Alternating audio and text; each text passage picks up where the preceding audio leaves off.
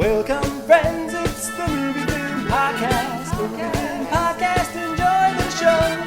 Zachy and Brian are talking about movies. MovieFilm Podcast on the radio.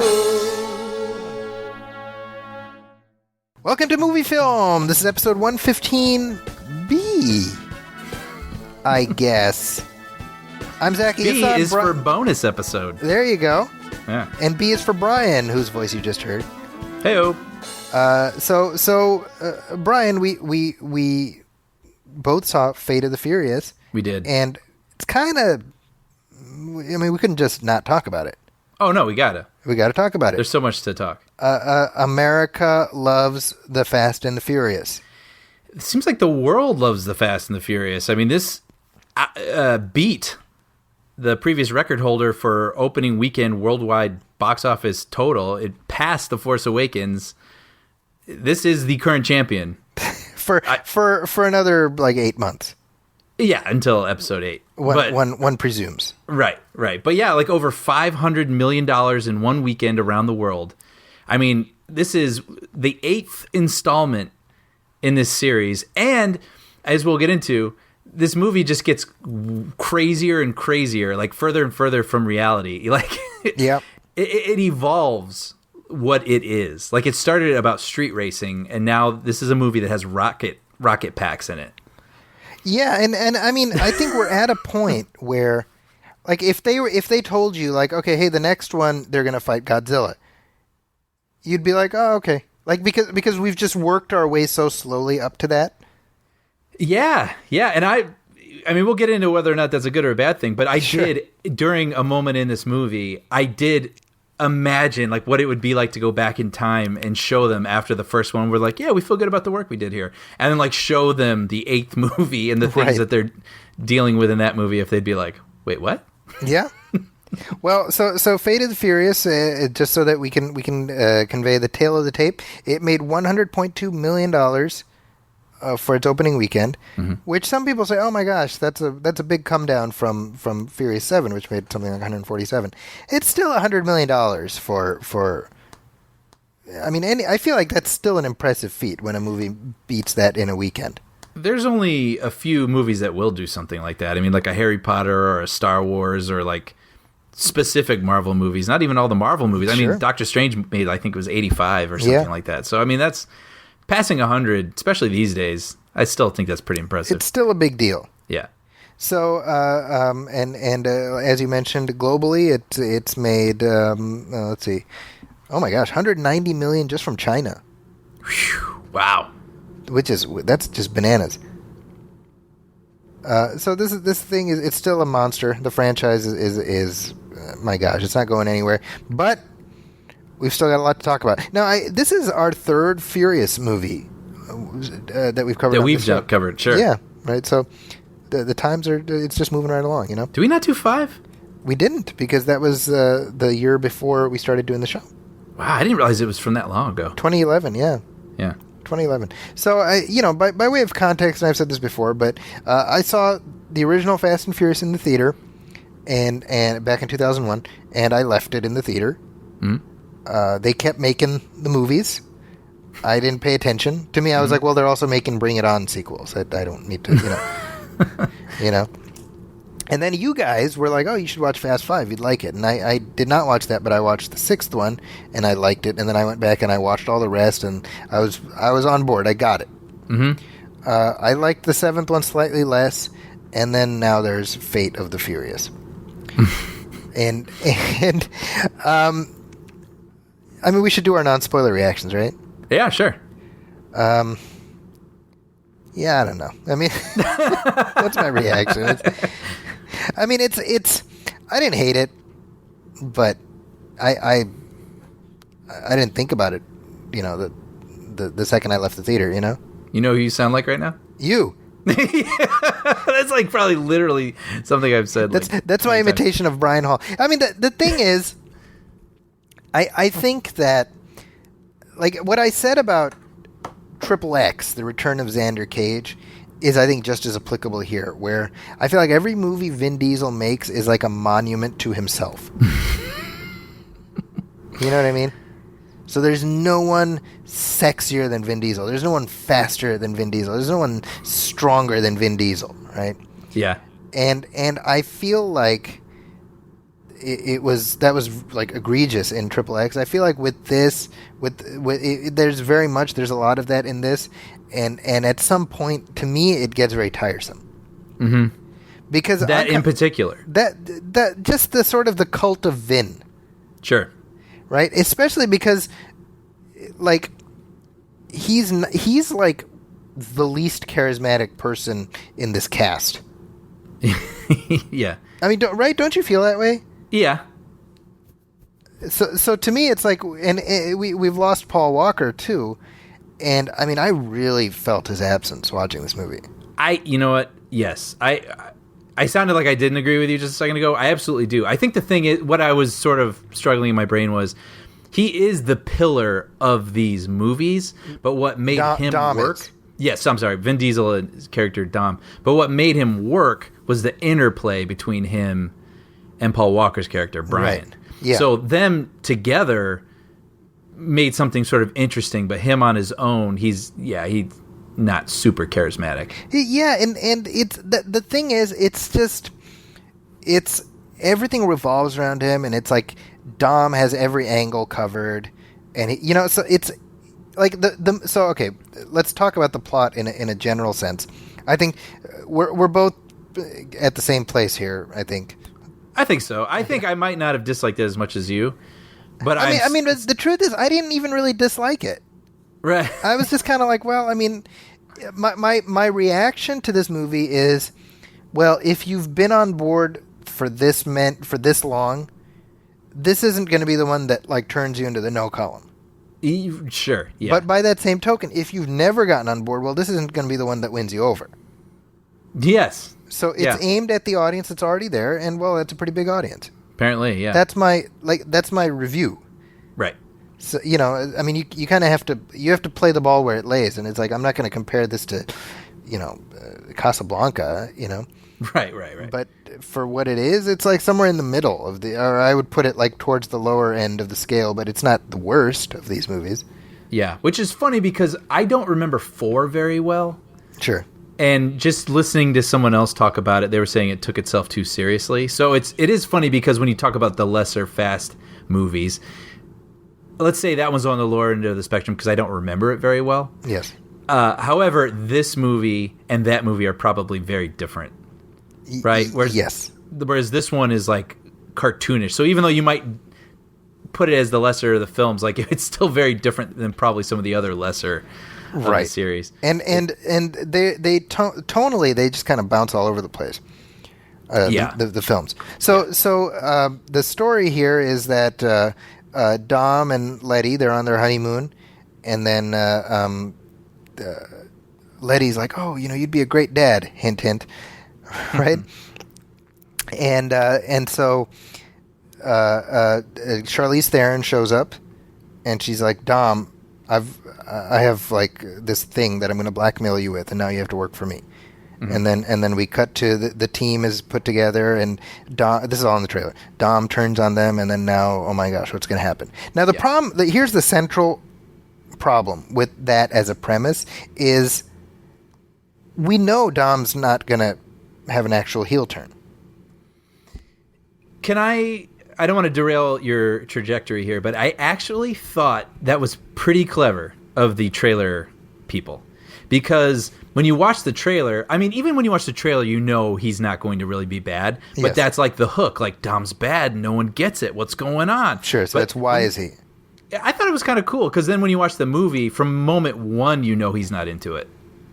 You know what I mean? So it's just like sort of a kind of clever angle by the trailer makers. For me, I don't necessarily disagree with that, but I think for me, it's like, okay, so now we're just like watching the clock until this all works itself out, right? And the problem with the writing is that actually it's either a problem with the writing or the fact that like we watch too many movies. But it's like you're always ahead of it. Yeah. Right? Did you feel that? I had another thought probably in this arena, but what do you mean by that? Like, let me give you an example. The first time we see The Rock He's like, "You're the team that I've picked. I need you to do this." Blah blah blah. And you're watching. You're like, "Okay, he's talking to like little kids. That's going to be the surprise." Oh, okay. And Sure, you know, and stuff like that it happens throughout the movie. Yeah. You're like, well, yeah. obviously this is this, and you know, like, okay, so we should probably start getting into spoilers, right? Sure. So, Sorry, yeah, I keep thinking you're talking about something else, but then you're talking about another thing. There's a lot. That's to why talk I'm being about. all weird right now because I'm ready to talk about something else. I'm like, oh, he means that moment. Do you want to talk spoilers? Is that Yeah, let's just dive in. all right? Spoiler. Okay, Brian. It sounds like you've got a lot to say. Oh no, I wouldn't say I have a lot to say. What I thought you were going to get into was the only thing that sort of annoyed me, because we know, unlike the trailer, we know that Dom isn't bad from the get-go because he is, like, you know, blackmailed into what he's doing. Okay. But the thing that sort of annoyed me was whenever he was in the room with his friends, he never even, like, winked at them. When he clearly had opportunities to be like, Hey, I'll explain later. Yeah, right. You know what I mean? Like, there's a plan, we'll figure out how to work together, but, like, there's, you know what I mean? And he has plenty of opportunities to do that. And that was the only thing that was sort of like, come on. It was sort of like, you know, that thing they would always do in Lost where they're like, what the heck is going on? It's like, there's no time, but let's walk for 10 minutes. You know what I mean? Like, Right. That was always their way out. Like, there was just, it was like, well, normal people would probably explain what's going on to each other right here. But I don't know. That's the thing. It's hard for me to nitpick this movie because it's so ridiculous. This Yes. movie is ridiculous. And that is why I don't think I hated it. I think I knew. I didn't hate it. Yeah. Yeah, I want to be clear about that. Yeah. I mean, because I guess I should give a little bit of my history with the franchise. Like, I enjoyed the first one enough. It was like, yeah, that was a fun movie that I didn't expect any sequels to come from. And then I never saw the second one, never saw the third one, even Tokyo Drift. And then the fourth one, someone made me watch it, and I was like, well, that was all right. Yeah. And then the fifth one, I was like, I love this. I really love the fifth one. Sixth one, I thought was fun, but I don't remember a thing about it. Seventh one, again, getting crazier. You got cars driving through skyscrapers into other skyscrapers, which I like. Yes. But it didn't feel as special or something. Right. It was like, okay, well. And then this one is just full-blown cartoon, and I knew that. And I actually saw it with two people who had never seen any of these movies before. I saw it with a big group. And I was like, it's just a cartoon with cars. Yes. And so I think that's why... These are glorified superhero movies. They are. And, I mean, you actually have, you know, the scene that's in the trailer where Vin Diesel, all of his friends have grappling hooks. They're in cars, and they shoot grappling hooks, and they're pulling at him in a car in all different directions trying to stop him. And he basically, with his car, like, takes them all out and makes two cars clap into each other. You know what I mean? It's just nonsense. But, I mean, before that, you have the scene where it's like Dawn of the Dead with cars. Yes, which is just so stupid. That's like pure science fiction at that point. Yes, but I was like, cool. You know, like I don't know. Like I went. It's funny because normally I'm the type of guy who just sort of like, ugh, like I'm bored. Like I kind of get with the Transformers movies, but somehow I was like, I don't enjoy it. It's stupid, but like I'm enjoying it. And like I did enjoy when they got those Russian guys with the briefcase in the limousine cornered, and then all the cars start raining out of different levels of a parking garage, because Charlize Theron has turned them into zombie cars. Right. Yeah, I don't know. It was funny because when we walked out with all my friends, my brother turned to me and he's like, "Are we going to not acknowledge that movie had jetpacks?" Yeah, right. That's the least far-fetched thing. It is complete, but it's just funny how the movie, like, it's just like, yep, we live in a world where it is totally cool for two guys with jetpacks to jump into a plane. Like, yeah, I mean, it's the right. That's true, but you know, it's again. I always come back to how integral Vin Diesel is in shaping these movies, right? Yes. And like, I'll give you an example. It's like Star Trek V, the fifth Star Trek movie, okay? Mm-hmm. That's the one that William Shatner directed and did the story for. Mm-hmm. Okay? And the story of that is Captain Kirk versus God. Oh, yeah. I've only heard about this from you. Yeah. So I'm like, of course William Shatner would be the guy who has Captain Kirk beat God. Right. So to me, it's like this one, right? Dom Toretto versus a nuclear submarine. Guess who wins? Right. It ain't the submarine, you know? Like, Yeah. Well, and even, it was funny, too, because it's funny. I had a very similar thought that what you already had about how this bends too much to Vin Diesel's sort of ego or whatnot. And there was a moment in there, Charlize Theron is like kissing him for no good reason. Right. And, he's like irresistible to everybody. He's like, whatever. And I immediately, in the middle of the film, it hit me. I was like, oh, this is like that scene in Spaceballs where Dark Helmet's playing with his action figures. And this is Vin Diesel with his action figures. But in this case, Charlize Theron being the action figure. Yeah, it's like, oh, but you're so irresistible. Dumb. So, as we talk sort of spoilers, there were a couple of things in here that really rubbed me the wrong way. Okay.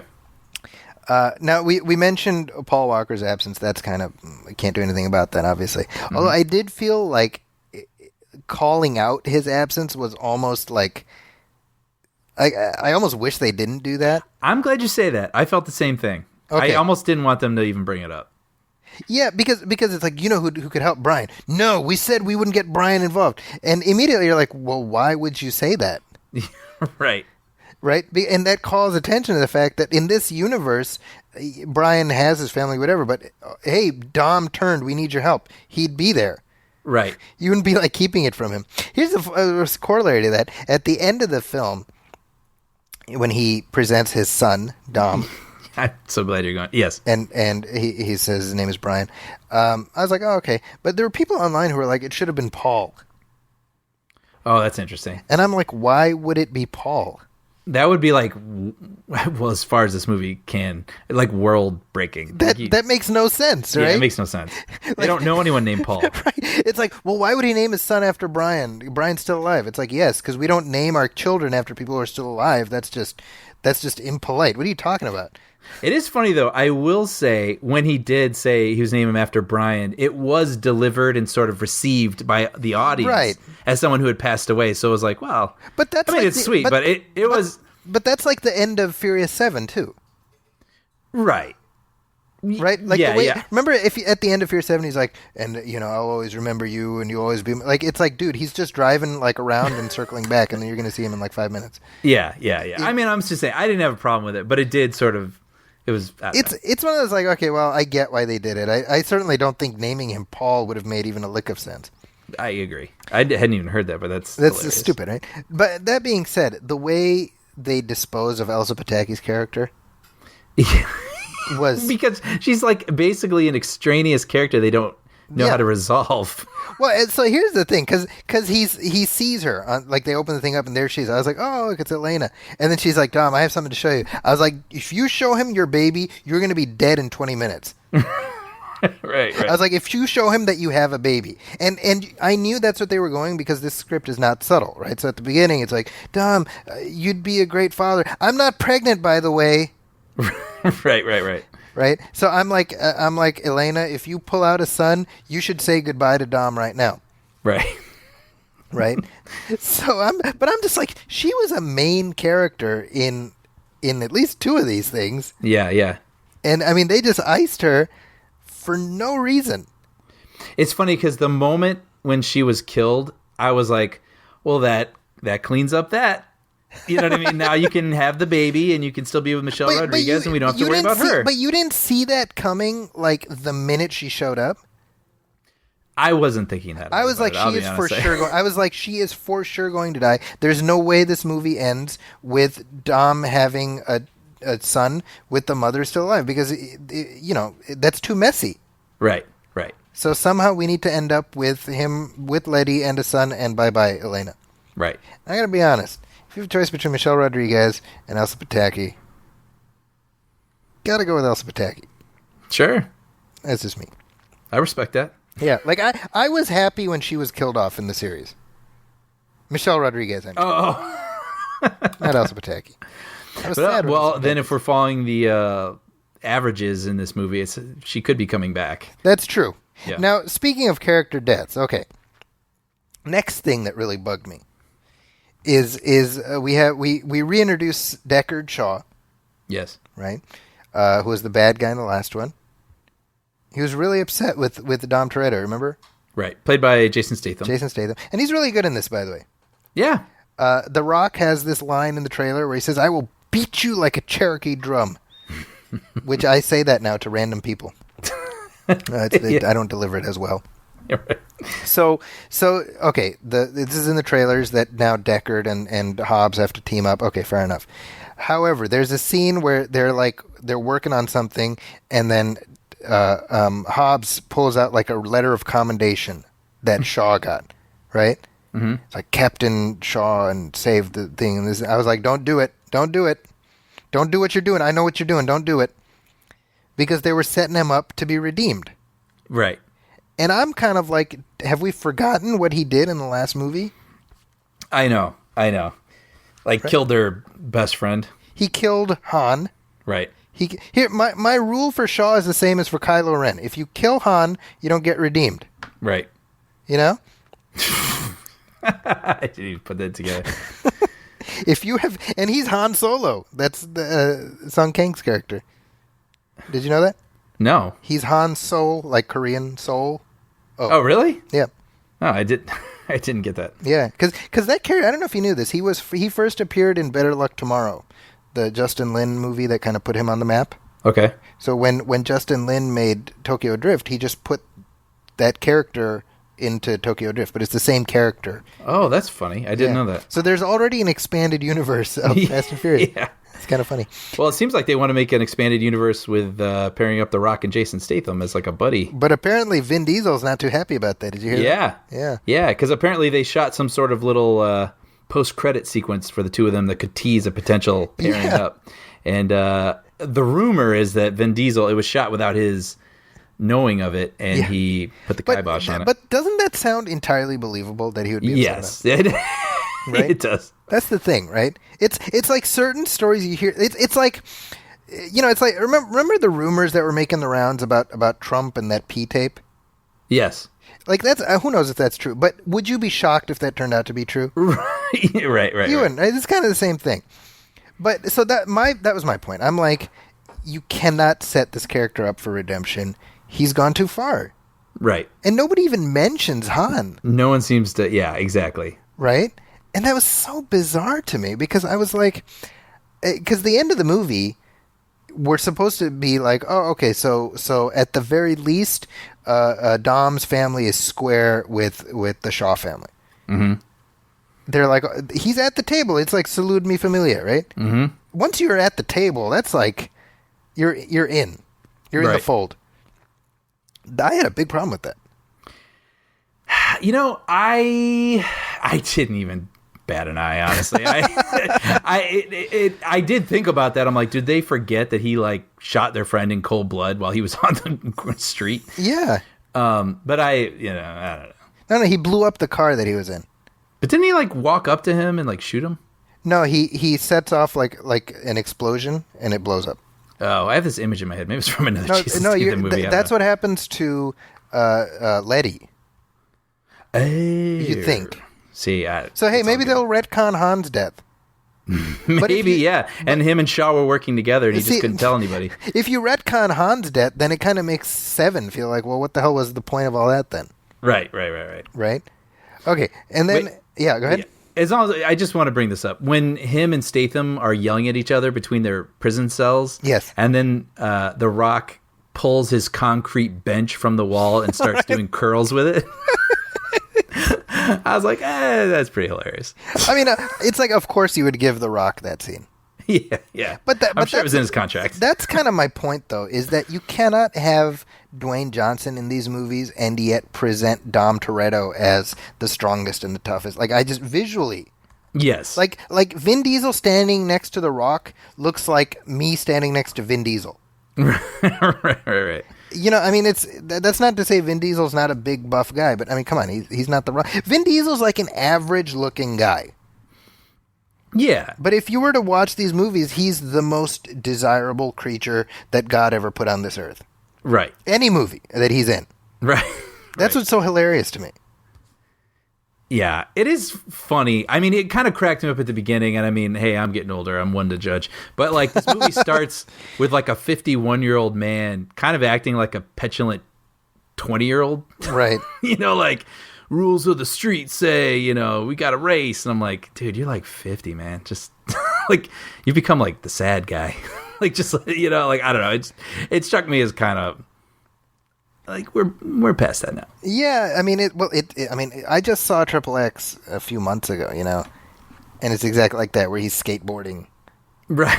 Again, it's like, dude, you're 50. Like, it's not to the extreme anymore, you know. And there's something kind of cool about being the mature guy who still gets the street. You know what I mean? But, like, I don't know. Yeah, well, I mean, I don't know. Let's talk really briefly about Scott Eastwood. Let's hope his dad isn't listening. So I first of all, the resemblance to his dad was pretty. I found certain shots where I was like, oh my gosh, he looks like his dad right there. Yes. Not quite as talented as his dad. No. So it seems like they needed somebody to fill the token white guy slot. Yes. Right? Yeah.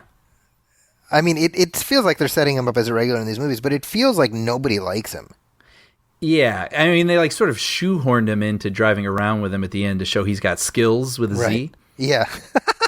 But yeah, he's not great, and that's, you know, he's a little stiff. A little bit. You know, I was like, just make Lucas Black one of the regulars. Which one's he? He's the kid from Tokyo Drift.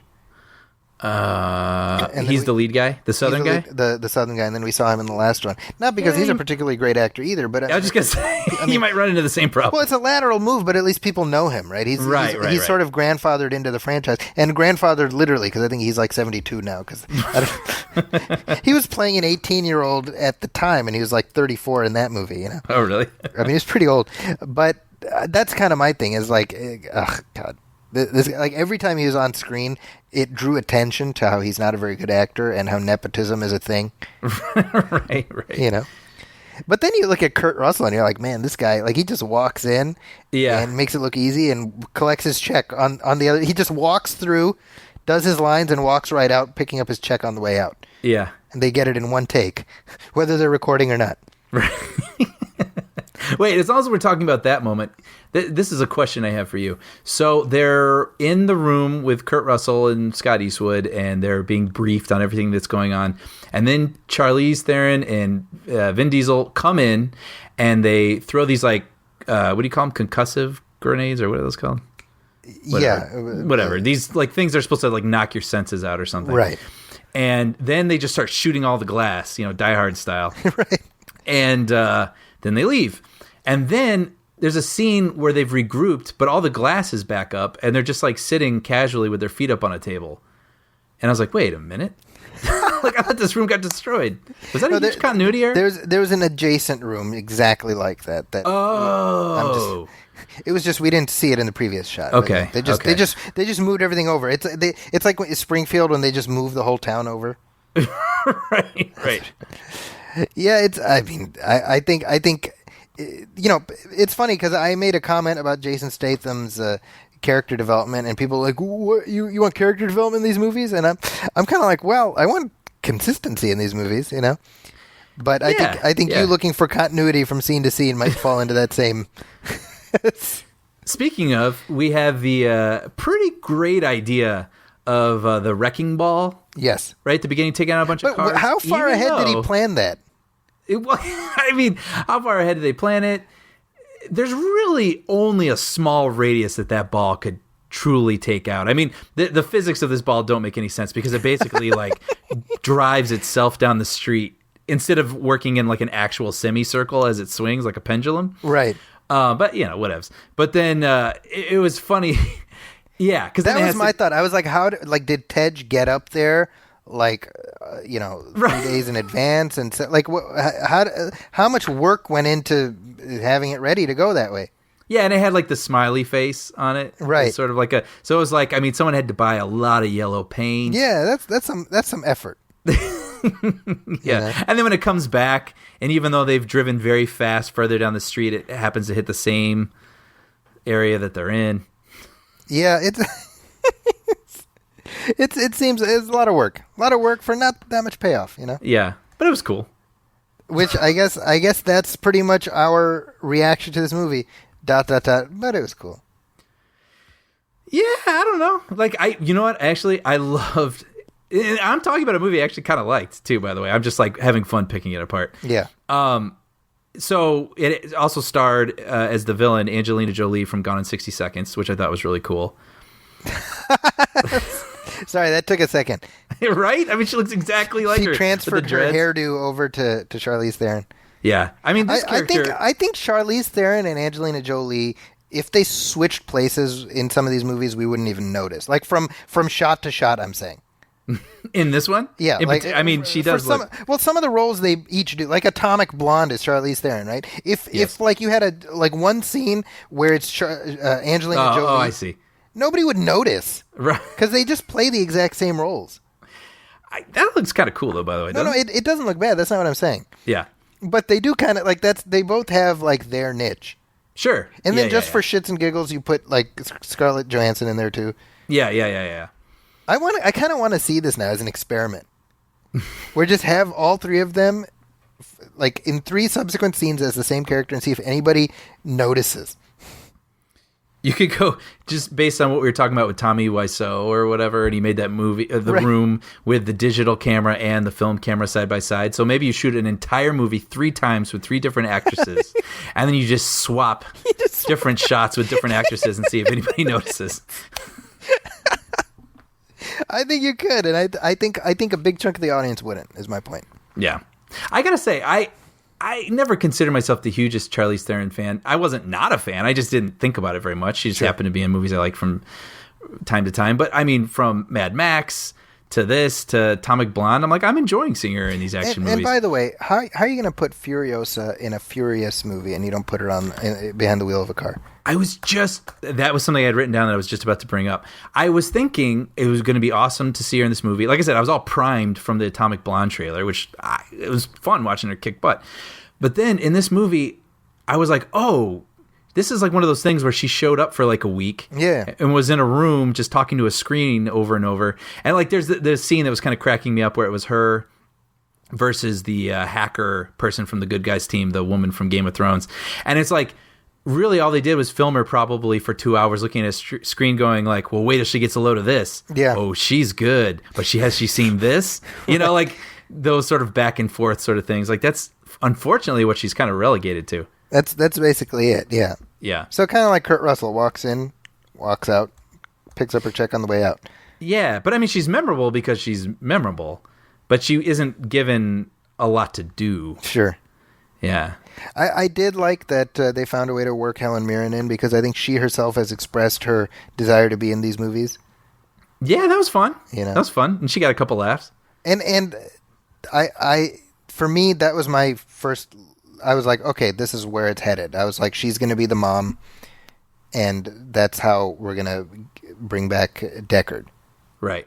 Because the way... You know what it was for me? The way she says, to Oh, funny. She says it exactly like Jason Statham. That's hilarious. So that was my... I don't know. That's kind of it took me out of it because I just felt like I was ahead of every plot turn. At no point was I surprised by anything. Yeah. And I'm not saying I want like the Crying Game or something out of these movies, but I mean, I do not want that at all out of these movies. It's very clear. Right? But I mean, I'd like there to be a sense of discovery as opposed to a sense of like, again, you're like 5 minutes ahead and you're just waiting for the movie to catch up to you. Man, you know what's so funny is what you're saying, I say all the time, but for some reason I just didn't care. And that wasn't because I was like smitten with the movie. Like I didn't really love it. Yeah. But like I don't know. It was like getting on a ride at Universal Studios for 2 hours and then getting off and being like, nice. You know, sure. Like, and that's fine, but also like you're saying, I mean, you could get even more mileage out of this if they took the time to work for it, I guess. Yeah. Well, regardless, I mean, there's no danger of them stopping anytime soon, although the plan is to wind everything up in 4 years. Right. With so we're gonna get 2 more Fast movies, and then it's done. Now my question is, number 1, are you excited for number 9? Number 9. Nah, I mean, even with this one, when people were going like crazy for these movies, like, oh, I love them and I can't wait for it. Like, I don't anticipate these movies, but like I will see them with everybody and I'll enjoy it. Okay. So I'm not thinking about it, but like when it comes out, I'll go see it. And second, do you think they'll actually stop with 10? Depends how much money it makes. There you go. Well, based on where this one is at after just 4 days in release, I think they've got a very comfortable audience size to work off of. Well, and it seems like that Charlize's character, they've sort of retconned further back to make her responsible for the past 2 movies, right? Yeah, I know it's like Inspector, where suddenly Christoph Waltz was like responsible for everything in the Daniel Craig movies. He was the puppet master. Yeah. Yeah. So seems like she'll be back because, I mean, she gets away at the end. So I will say, when Fast and Furious 10 comes out, if they don't call it FX, right. I mean, that's a gimme. Yeah. That's you can have that, Universal. Wait, can we talk real quick about the submarine? I mean, I loved it. I actually loved the submarine stuff. I didn't love it or hate it, but I was kind of like, how many explosions do we need to have on an ice floe? Yeah. Before it ceases to be ice and is just water. I thought that was super fun with the cars like out racing a submarine, and then the thing that was like, I'm making the Italian kissy. I had a good bowl of pasta face. Was it when The Rock like redirects a torpedo? Yes, I like that. Exactly. When the torpedo was like, he's like, hold on, I got this, and he basically like hurls it at a car. I love the fact that like we look at a guy with muscles in a movie and we just assume they must have superhuman strength. I know. Like like Commando back in the early 80s, there's a scene where there's a car that's flipped over and Arnold needs a car. So he's like, and he flips the car back onto its wheels. Right. And even as a kid, I was like, I don't think you can do that. Right. Well, I remember in that same movie, he's like lugging a tree trunk, an entire tree, basically on his shoulder. Because he's muscular. And that's what muscular people do. And that's kind of The Rock. I mean, because The Rock looks like a human action figure now. He really does. He's huge. It's funny because I was just watching The Rundown the other day. Yeah. And he looks puny in that movie compared to the way he looks now. Really? Yeah, and I mean, that's a good movie, and he looks fine in it, but it's like noticeably, he has like a physique like a He-Man figure. Huh. I haven't watched an older film of his in a while, but yeah, he's huge. Yeah, I mean, like look at him in The Scorpion King or whatever, Yeah. He looks different. Like it's not like, oh, he looked all flabby or whatever. I mean, his physique looks different now. Yeah. But let's wrap things up. I mean, any other thoughts on Fate of the Furious? Hilarious title, by the way. I still find the title like so goofily self-serious. It's like, yeah, no. I mean, I don't know. It is what it is. And like, if you're on board with this, you're gonna be on board with it. And if you're not, like you already said it. If it's not gonna win anyone over, but if you're already there, Yeah, and I like these films, so I will watch the next one, even if I wasn't blown away by this one. Well, it's funny because when you say you like these films, like there's so many of them. Like I don't feel like this is like 5 at all. No, which I like. I like 5 a lot. They keep turning in. They keep morphing. Yes, and now they have morphed into, like I say, like a cartoon. You're saying like a superhero thing. I mean, now they're cartoon superhero movies. Yes. But I have yet to like it being a bridge too far for me yet. I'm like, well, all right. I mean, all right. Like, I don't know how they're going to top it unless they go into space now, after they've outrun a submarine. But I think in the next one you have dinosaurs and it's a Jurassic Furious shared universe. It's all Universal. Right. Sure. Right? But, well, I guess that's a good place to wrap up our Furious 8 conversation. Yeah. Glad we did. I'm glad we extended the show so that we could unpack this one, and we'll be back in a few weeks. It kind of works out. We doubled up this time because we'll be back in just a couple weeks to talk about Guardians of the Galaxy Volume 2. Right. And that brings up the curtain on summer, and then it'll be rat-a-tat-tat for the next few months. Yeah. It's pretty crazy how quickly the summer season sneaks up on us. I know. But as we kind of wind this one down, I want to remind everybody to check out Puppy Dog Pals. That's Brian's show that he's a staff writer on. It's also executive produced, by the way, by our former co-host, Sean Coyle. Mm-hmm. So support him, support Brian, watch Puppy Dog Pals. Tell your friends who have kids.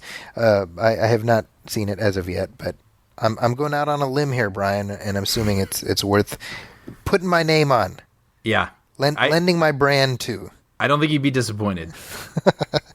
Yeah. And as for me, you can find me at ZackisCorner.com. That's ZAKIS Corner. That's also my Twitter and Instagram handle. Lots of fun stuff happening there. You can also go to the Huffington Post to see my movie reviews and also find some of my work at Fandor. As I tell you each and every episode, please go to iTunes or Stitcher Radio. Leave a review, leave a star rating, let people know what you think of the show, and if you want to let us know what you think, email us at moviefilmpodcast@gmail.com or hit like on our Facebook page, facebook.com/moviefilmpodcast. That wraps up Movie Film 115. Sorry, what episode is this? 15B? 116B. Oh. Sorry, 116B. But we'll be back in just a few weeks with 117. So, thanks for listening. Welcome, friends, it's the MovieFilm Podcast. Enjoy the show. Zachy and